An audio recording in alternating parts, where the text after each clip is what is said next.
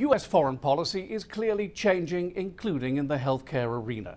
The Biden administration is backing a patent waiver on COVID-19 vaccines, a measure being driven by India and South Africa and said to be supported by over 100 members of the World Trade Organization.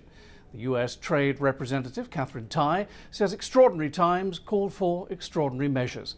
It's a signal that the US is thinking of waiving patents and intellectual property rights owned by Big Pharma, which has produced COVID vaccines in record time.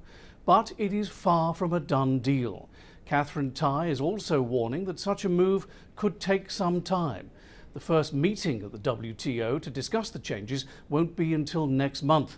The drug companies don't want to give up their patents, suggesting there's not enough expertise for every country to make its own vaccines, and that a patent is not a blueprint, preferring instead, they say, to share production knowledge with key drug makers and countries, increase cooperation globally, and boost production. Biden may use the WTO time lag to get the drug majors to step up to the plate without losing control of their patents, reminding them that they've received government cash to expedite the vaccines and that research and development costs have been largely met in full by the taxpayer. But he'll want to avoid a scenario whereby at the next pandemic, drug makers refuse to step up because the government took the security of the patent and their intellectual property rights away from them in the middle of this one. Pharmaceutical company shares fell when news of the possible waiver first came out.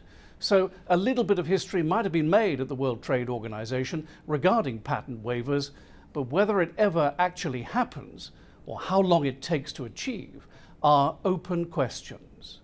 Terrett, CGTN, New York.